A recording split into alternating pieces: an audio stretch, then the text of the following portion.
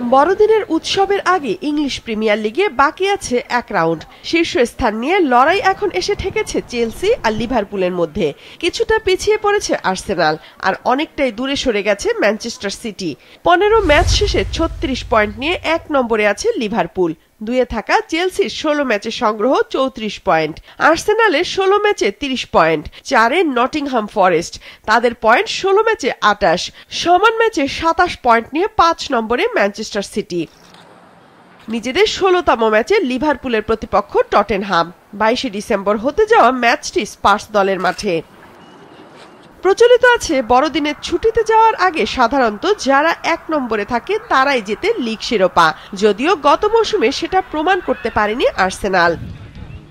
এদিকে জমজমাট লড়াই চলছে স্প্যানিশ লিগে।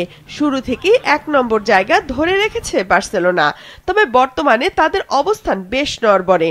বার্সেলোনার 18 ম্যাচে সংগ্রহ 38 পয়েন্ট, 1 ম্যাচ কম খেলেও সমান পয়েন্ট নিয়ে 2-এ আছে অ্যাটলেটিকো মাদ্রিদ, 3-এ বর্তমান চ্যাম্পিয়ন রিয়াল মাদ্রিদ। 17 ম্যাচে 37 পয়েন্ট তাদের, অর্থাৎ হাতে থাকা একটি ম্যাচে অ্যাটলেটিকো কিংবা রিয়াল জয় পেলে শীর্ষস্থান হারাবে বার্সা। বড়দিনের ছুটির আগে 22 ডিসেম্বর বার্সেলোনাকে নিজের মাঠে দিতে হবে অ্যাটলেটিকো মাদ্রিদ পরীক্ষা। একই দিন রিয়ালের ম্যাচ সেভিয়ার বিপক্ষে।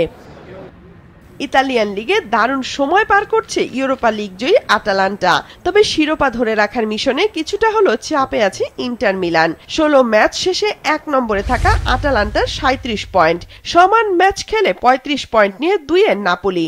ইন্টার মিলান আছে 3 নম্বরে, 15 ম্যাচে 34 পয়েন্ট তাদের ঝুলিতে। 31 পয়েন্ট নিয়ে গোল পার্থক্যর কারণে 4 ও 5 নম্বরে যথাক্রমে ফিওরেন্তিনা ও লাৎসিও, আর জুভেন্টাস আছে 6 নম্বরে, তাদের পয়েন্ট 16 ম্যাচে 28। সবশেষ গতরাতে ইতালিয়ান সিরিয়াতে লাৎসিওকে 6-0 গোলে বিধ্বস্ত করেছে ইন্টার মিলান।